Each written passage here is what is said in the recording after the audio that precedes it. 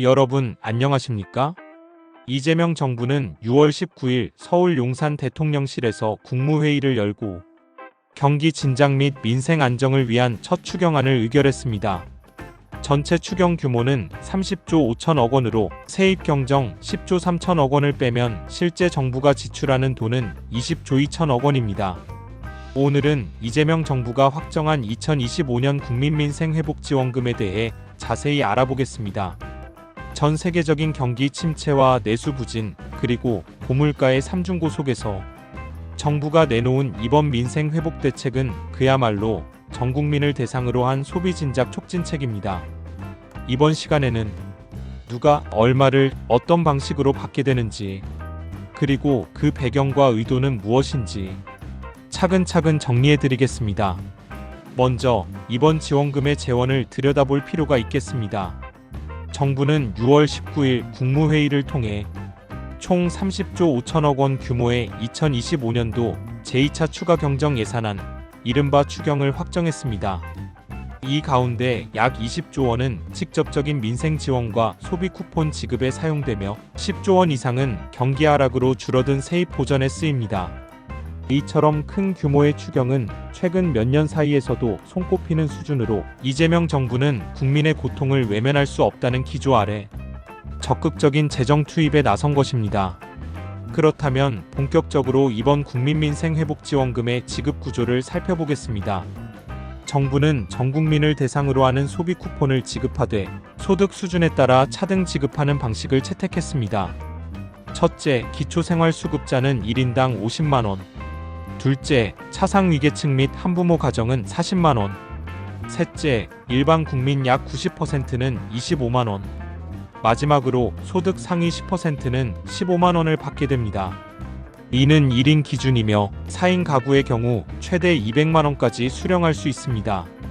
이처럼 보편 지급과 선별 지급의 혼합 방식으로 대다수 국민은 25만 원을 받되 가장 어려운 계층에는 더 많은 금액을, 상대적으로 여유 있는 계층은 적은 금액을 받도록 설계됐습니다. 다음은 지급 방식입니다. 이번 지원금은 현금이 아닌 카드 포인트나 지역 사랑 상품권 또는 선불카드 형식으로 지급됩니다. 사용 기한은 일정 기간 제한되며 지정된 지역 상점이나 전통시장, 중소상공인 업소에서만 사용할 수 있도록 되어 있어 소비 촉진과 지역 경제 활성화라는 두 마리 토끼를 잡겠다는 전략입니다. 또한 이번 지원금과 함께 영화 할인권, 숙박 쿠폰, 공연 할인권 등도 함께 지급되며 문화 소비 활성화도 동시에 도모하고 있습니다. 그렇다면 언제 받을 수 있을까요? 정부는 빠르면 7월 중부터 1차 지급을 시작하고 건강보험료 등 소득 분석을 거쳐 2차 지급을 완료한다는 방침입니다. 우선 지급 대상은 기초생활수급자와 차상위 계층으로 이들에게는 빠르게 선지급이 이뤄지며 나머지 일반 국민에게는 소득 구간 확인 후 지급됩니다.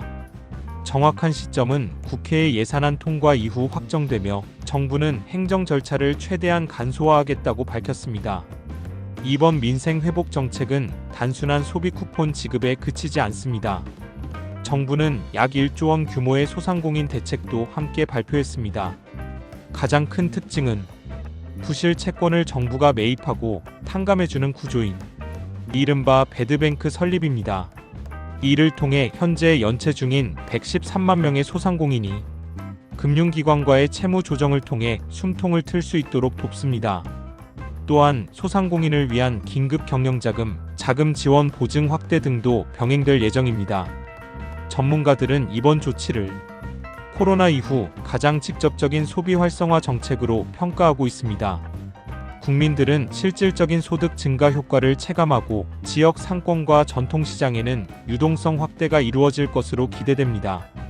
다만 일각에서는 국가재정 부담이 늘어나는 점과 단기적 효과에 그치지 않도록 지속적인 구조개혁이 병행되어야 한다는 지적도 제기되고 있습니다. 오늘 전해드린 2025년 국민민생회복지원금 정책 잘 들으셨나요? 이재명 정부는 국민이 체감하는 회복을 강조하며 모든 계층을 아우르는 지원책을 마련했습니다.